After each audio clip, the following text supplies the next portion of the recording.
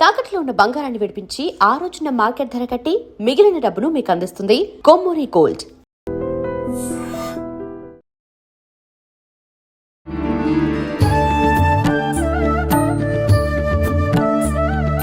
నమస్కారం, welcome to I dream. ధర్మ మార్గం విత్ విజిత కార్యక్రమానికి స్వాగతం. ప్రస్తుతం మనతో పాటు ఉన్నారు ప్రముఖ ఆధ్యాత్మికవేత్త శ్రీమతి రమాదేవి గారు. ఇప్పుడు అమ్మతో మాట్లాడి మరిన్ని విషయాలు తెలుసుకుందాం. నమస్కారం అమ్మా. నమస్తే అమ్మా. అమ్మ, వైశాఖ పౌర్ణమి మామూలుగానే పౌర్ణమి వెన్నెల్లో చేసే పారాయణలు కానివ్వండి, ఆ టైంలో చేసే ఏదైనా మంత్రానికి కానివ్వండి శక్తి ఎక్కువగా ఉంటుంది అని అంటూ ఉంటారు. మరి ఈ వైశాఖ మాసంలో చేసే పౌర్ణమికి ఇంకా విశిష్టత అంటారు. మరి ఇది ఎంతవరకు వాస్తవం, అసలు ఏం చేయాలి ఆ రోజున? అసలు వైశాఖ మాసము కూడా మాధవ మాసం అనే పేరు. మాధవుని ఆరాధించే మాసం కూడా ఇదే. మనం ఈ మాసంలో 7 శనివారాల వ్రతాలు కానీ అలా ఈ కృష్ణతత్వాన్ని తీసుకునే వాళ్ళు కానీ వీళ్ళందరికీ కూడా ఈ మాసం చాలా బాగుంటుంది. అధిక ఉష్ణోగ్రతతో ఉంటుంది కానీ మాధవుడికి ప్రత్యేకమైన మాసం. వైశాఖ మాసం అంటే విశాఖ నక్షత్రంతో కూడుకుంది కాబట్టి ఈ పౌర్ణమి ఏ పౌర్ణమి అయినా చంద్రుడు ఒకేలాగా ప్రకాశిస్తాడు. మనం అనుకుంటాం ఈ పౌర్ణమి ఆ పౌర్ణమి అని, కానీ ఆయన ప్రకాశం ఒకేలాగా ఉంటుంది. ఏ పారాయణమైనా అంటే పండు వెన్నెలలో ఆ వెన్నెల పడుతూ ఉండగా మన మీద మనం పారాయణం ప్రధానంగా చెప్పేది లలితా సహస్రనామం. కొంతమందికి విష్ణు సహస్రనామం ఉంటుంది. ఈ మాసంలో విష్ణు సహస్రనామం చేయాలి. లలితా సహస్రనామంతో పాటు విష్ణు సహస్రనామం చేయాలి. అలాగే ఈ వైశాఖ మాసంలో కనకధార స్తోత్రం, పౌర్ణమి రోజు కనకధార స్తోత్రం, మణిద్వీప వర్ణన ఇవి చదవటం వల్ల మాధవుడి యొక్క అనుగ్రహం సంపూర్ణంగా. విశేషంగా పురుష సూక్తం చదవాలి ఈరోజు. ఆ రోజున పురుష సూక్తం చదివితే అద్భుతమైన ఫలితాలు. అమ్మ, ఈ మనకి ఎక్కడ చంద్రుడు కనిపిస్తాడు, ఈ సిటీలో పొల్యూషన్ వల్ల పౌర్ణమి వెన్నెల్లో కనిపించను కూడా కనిపించదు అన్నప్పుడు ఇంకా మనకు తప్పదు. బాల్కనీల్లోనూ మనకు కారిడార్స్ ఉంటాయిగా, చూస్తూ అక్కడ ఒక పెద్ద పాత్ర నిండుగా పాలు పెట్టి ఆ వెన్నెల కిరణాలు పడేలాగా. ఈ మధ్య కాలంలో ఇంకోటి కూడా విన్నాను, ఈ పొల్యూషన్ వల్ల సూర్యుడి కిరణాలు భూమికి తాకట్లేదు, చంద్రుడి కిరణాలు భూమిని తాకట్లేదు. ఇంక ఇప్పుడు ఆ పడేది మనకి పడుతుందా లేదు, మనకి తెలీదు. అందుకే ఇంత ఉష్ణోగ్రత, వేడి ఎక్కువ అంటే డైరెక్ట్గా సూర్యకిరణాలు మన మీద భూమి మీద పడితే ఈ ఉష్ణోగ్రతని తట్టుకోగలం. మనకి డైరెక్ట్గా పడట్లేదు, పొల్యూషను ఉండటం వల్ల పడడం లేదు, అక్కడే ఆగిపోతున్నాయి అన్న ఒక నానుడు ఈ మధ్య కాలంలో నేను ఒక వీడియో విన్నాను. నేను అబ్బా ఇలా కూడా ఉంటుందా అనిపించింది. సమాజాన్ని ఉద్ధరించాలి, మనమే పాడు చేస్తున్నాం అలా అన్నమాట. నడిచే చోటికి కూడా వెహికల్ వేసుకొని వెళ్తే పొల్యూషన్ రాకేమవుతాం. 100 అడుగులు కూడా వేయలేని మనుషులు ఉన్నారు ఇప్పుడు. ప్రతి దానికి వెహికల్, ఒక్కళ్ళు వెళ్తే ఇంత పెద్ద కార్ వేసుకొని వెళ్తారు. ట్రాఫిక్ అక్కడ వాళ్ళంతసేపు ఇంజన్ ఆన్లో పెట్టుకొని ఉంటారు, దానివల్ల ఎంత పొల్యూషన్.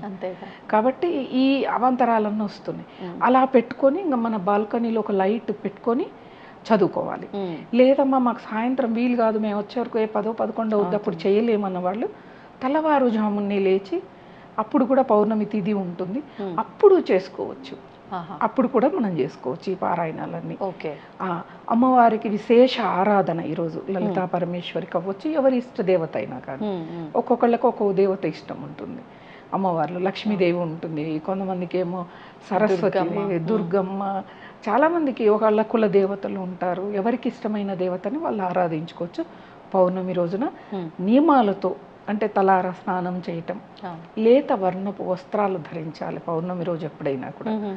అంటే మనసుకు సంబంధించింది కదా పౌర్ణమి అనేది, మన వస్త్రధారణ కూడా మనసుకు సంబంధించింది కాబట్టి మనం చూడండి ఎప్పుడైనా ఒక లేలేత రంగులు సాయంకాలం అలా మనకి కవులు వర్ణించడం, ఊరికే బాపు గారు ఊరికే వర్ణించలేదు కదా.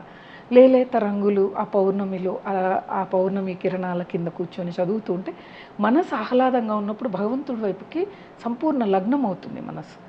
అలా లేలేత వర్ణపు రంగులు, చక్కగా కుంకుమ ధారణ, జడేసుకోవటం, బాగా నిండుగా తయారై కూర్చొని అమ్మవారిని మనసారా ప్రార్థించి, అమ్మ నిండు కళలతో నువ్వే కనిపిస్తూ ఉన్నావు నాకు పౌర్ణమి చంద్రుడిలో, కాబట్టి నీ యొక్క అనుగ్రహం మాకు కావాలి అని. అలాగే పురుష సూక్తం చదివేటప్పుడు ఇది మధుమాసం, మాధవ మాసం అంటున్నారు, నీ మాసం అంటున్నారు. కాబట్టి నీ అనుగ్రహం కూడా ఉండాలి స్వామి. ఇద్దరి అనుగ్రహం ఉంటేనే మనకి సంపూర్ణంగా లభిస్తుంది ఈరోజు. ఈ రోజున బుద్ధ పౌర్ణమి కూడా అంటారు కదా, బుద్ధ పౌర్ణమి అని కూడా అంటారు. మనం అనేక రకాలుగా పౌర్ణమిని చేసుకోవచ్చు, ఎవరి ఇష్టం వాళ్ళు. కొంతమంది గురువు ఉన్న వాళ్ళు గురువు చెప్పినవి ఆచరిస్తూ ఉంటారు. ఇదే చదవాలి చేయాలనేది లేదు. ఇప్పుడు మనకి అందరూ ఆన్లైన్ క్లాసెస్ వచ్చాయి, జూమ్లు వచ్చాయి కాబట్టి చాలామంది జూమ్లో ఇది ఒక మార్పు అనే అనుకోవద్దు. చాలామంది ఆ ఆన్లైన్ క్లాసులో జాయిన్ అయ్యి ఆ రోజు సహస్రనామాలు చదువుకోవటము, అమ్మవారి ఇవి చేయటం, లేదా ఒక ఆలయంలో కలుస్తారు.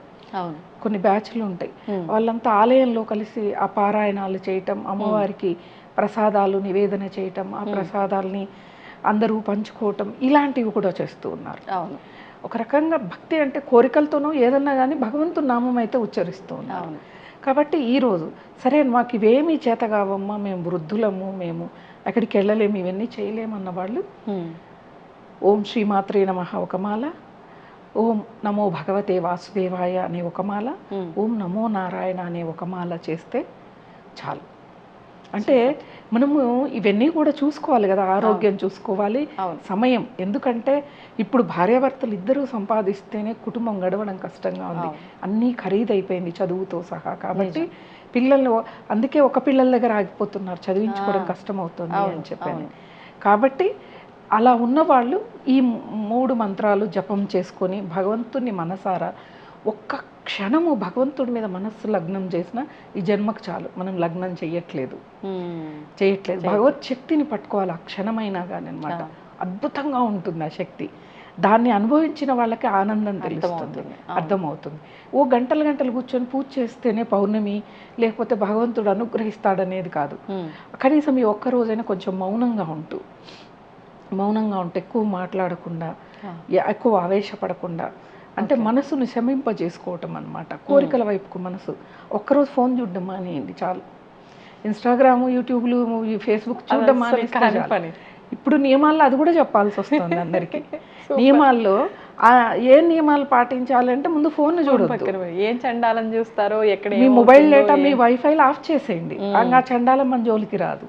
ఆ రోజంతా భగవన్ నామస్మరణతోనే ఉండాలి. భగవంతుడి యొక్క లీలలు, ఏదో ఒక పురాణం చదవండి. ఖాళీగా ఉంటే పనులు ఉన్నోళ్ళు పనులకు వెళ్ళిపోతారు పూజ చేసుకొని. ఇంట్లో ఉన్న వాళ్ళు భగవంతుడి యొక్క ధ్యాస తప్పితే ఇంకేమీ ఉండకూడదు. ఎవరు ఫోన్ చేసినా అని పెట్టేస్తున్న పని ఉందని పెట్టేయటమే. మళ్ళీ ఆ పక్కింటోళ్ళు, ఎదురింటోళ్ళు, వదినో, చెల్లెలు, బావమరితో, ఈ మరిది అన్నాడు, బావ అన్నాడు, ఇవి కూడా పెట్టుకోకూడదు. ఏది వద్దు.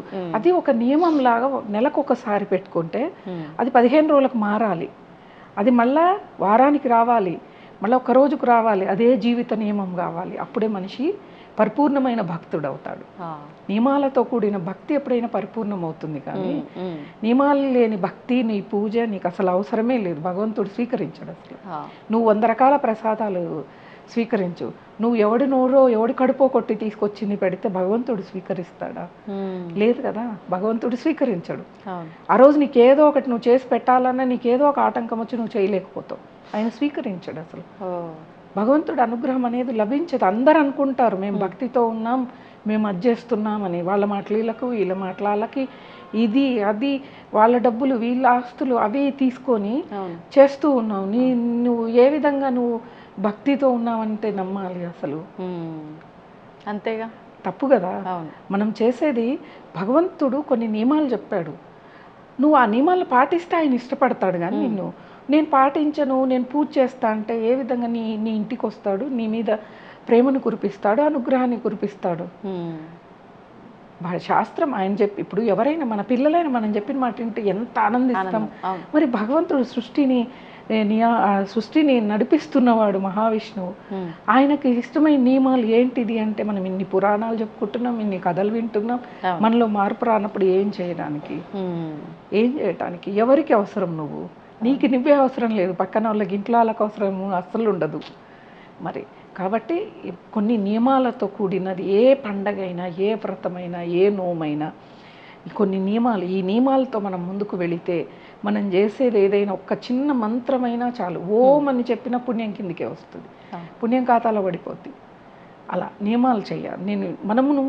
భగవంతుడు చెప్తాడు కదా, నీ పూజలు నీ ప్రసాదాలు నాకెందుకు, నువ్వు భక్తితో ఉండు, నీ మనస్సును నా మీద లగ్నం చెయ్యి, అదే నాకు ప్రసాదం, అదే నాకు పూజ అంటాడు భగవంతుడు.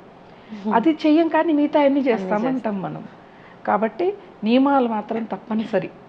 బుద్ధ పూర్ణిమ, ఇంకా బుద్ధుడికి సంబంధించిన బుద్ధుడు భక్తులు ఉన్న వాళ్ళు వాళ్ళ ఆరాధన వేరే ఉంటుంది, ధ్యానం చేస్తారు. ధ్యాన ప్రక్రియలో ఉన్న వాళ్ళందరూ కూడా ఈరోజు ధ్యానం చేస్తే సంపూర్ణమైన, అంటే ప్రసన్నుడు కదా చంద్రుడు, కాబట్టి ప్రశాంతంగా ఉంటుంది. కాబట్టి ధ్యానం చేయటం వల్ల మనలో ఉదయం నుంచి రాత్రి వరకు ఏవేవో ఉన్నాయో అన్నీ తొలగిపోతాయి అన్నమాట. తొలగిపోయి ఒక ప్రశాంతత లభిస్తుంది మనకి, కొంత అధికమైన శక్తి లభిస్తుంది, భగవత్ శక్తి లభిస్తుంది మనకి.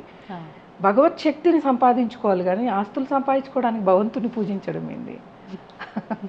ఇవన్నీ మనల్ని మనం అవమానపరచుకోవటమే, భగవంతుని కాదు. అంటే అంతే కదా, సరైన బుద్ధులు లేకుండా, సరైన నియమాలు లేకుండా, ఆచరణ లేకుండా, ఏం లేకుండా మనం పూజ చేసి నేను భక్తురాలని నేను స్టేటస్లో ఫోటో పెట్టుకుంటే నిన్ను నువ్వు అవమానించుకున్నట్టు, అంతే కదా. అయినా చూపించుకోవాల్సిన అవసరం ఏముంది? ఇప్పుడు భక్తురాలని అని చెప్పుకోవాల్సిన అవసరం ఏముంది? ఇప్పుడు అదే చాలు కదా. ఇప్పుడు రుద్రాక్షలు వేసుకొని నామాలు పెట్టి పట్టు చీరలు కట్టి నగలు వేసుకొని ఇవన్నీ చేస్తేనే కదా ఈ రోజున గొప్పగా చూస్తున్నారు. కాటన్ చీర కట్టుకొని ఏదో ఉన్న దాంట్లో తయారయ్యి వచ్చి నగలు వేసుకోకుండా ఒక మంగళసూత్రం చైన్తోనే బయటకు వస్తే ఆదరించే వాళ్ళు విలువ లేదు కదా, లేదు. నిజమే అమ్మా, అది కూడా నిజం. విలువ లేదు. ఆ విలువ కోసమే తాపత్రయపడుతున్నారు, అవసరం లేదంట నేను. ఇప్పుడు నీ నగలకి, నీ బట్టలకి, నీ లగ్జరీకి విలువనిచ్చి నీకు విలువనియని చోటికి నీకేం అవసరం ఉంది? మనిషిగా నీకు విలువనివ్వాలి. నీ ఆస్తులకో నీ నగలకో కాదు. ఈరోజు ఉంటాయి, రేపు పోవచ్చు. అదృష్టం బాగున్నప్పుడు ఉంటాయి. కర్మ పనిచేయడం మొదలు పెడితే అన్నీ ఒక్క క్షణం తుడిచిపెట్టుకోవడానికి పెద్ద సమయం పట్టదు, సంపాదించుకోవడానికి సమయం పడుతుంది. తుడిచిపెట్టుకోవడానికి సమయం పట్టదుగా. ఆ రోజు నిన్ను ఎవరు ఆదరిస్తారు? మనిషిగా ఆదరిస్తే నీకేం లేకపోయినా ఆదరిస్తారు. అది కావాలి మనిషికి అనేది. అందరూ ఇప్పుడు చాలామంది అంటారు, అబ్బా వాళ్ళు ఉన్నోళ్ళు, వాళ్ళు పిలిచారు వెళ్తాము అని. వెళ్ళిపోయి వచ్చి బాధపడినోళ్ళు మమ్మల్ని పలకరీలో చూసి వెళ్ళిపోయారు. ఎవడెళ్ళమన్నాడు? అదే కదా, పెద్దవాళ్ళని నువ్వే చేసుకొని వెళ్ళిపోయావు కానీ వాళ్ళే నిన్ను ఏదో మాట వరుసకి ఏదో చూసాం కదా ముఖ పరిచయం అని ఏదో పిలిచారు. లేదా ఏమనకూడదు, వెళ్ళి సర్లే వాళ్ళు పెద్దోళ్ళు కదా అని వెనక్కి వచ్చేయాలి, అంతే కదా. ఉన్నవాళ్ళనే పలకరిస్తారు కదా, కలియుగంలో ఉన్నాం కదా. అది ఎంతవరకు ఏదైనా కానీ, ఈ పౌర్ణమి రోజు కానీ ఏదైనా ఈ నియమాలు ఉన్నప్పుడు ఎవరైనా పక్కింటోళ్ళు ఎదురింటి వాళ్ళు ఇచ్చిన ఆహారాన్ని కూడా స్వీకరించకుండా మనం వండుకున్న ఆహారాన్ని స్వీకరించి సాత్విక ఆహారాన్ని ఈరోజు తినాలి. ఎవరో ఇచ్చిన ఆహారం తీసుకుంటే నువ్వు చేసిన సాధన వాళ్ళకి వెళ్ళిపోతుంది. మనకు అంత పెద్ద మనసు ఉంది, మనకు అంత భగవత్ శక్తి ఎక్కువగా ఉంది, ఇచ్చితే పర్వాలేదు, ఇచ్చేస్తే ఏం కాదు. మనకు అంత శక్తి లేదు కదా.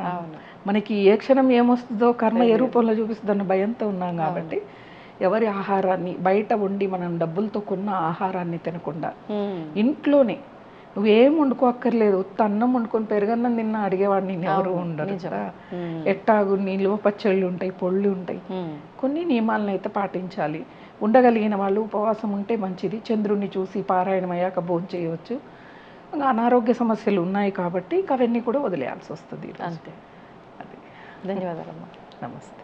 And for more videos, please subscribe to iDream channel. Subscribe to iDream Media. Please subscribe to iDream. Please subscribe to iDream. Please subscribe iDream. And please subscribe to iDream. For more videos, subscribe to iDream. please like, share and subscribe to the channel. Congratulations, iDream. Subscribe to iDream. Subscribe to iDream. So subscribe to iDream Media. iDream ki iDream team andarki huge congratulations. Please subscribe iDream Media. Please subscribe to iDream. Subscribe iDream. Please subscribe to iDream. iDream అంటే నా కళల channel subscribe చేసుకున్న నోరు తిరుగుతలేదు, మీరైతే గంట గుర్తు కొట్టండి. For more such videos, please subscribe to iDream. Subscribe to iDream. Please subscribe to iDream. Please subscribe iDream Media. Please do subscribe to iDream. Please subscribe to iDream Media. For best entertainment and information, please subscribe iDream. And don't forget to subscribe to iDream.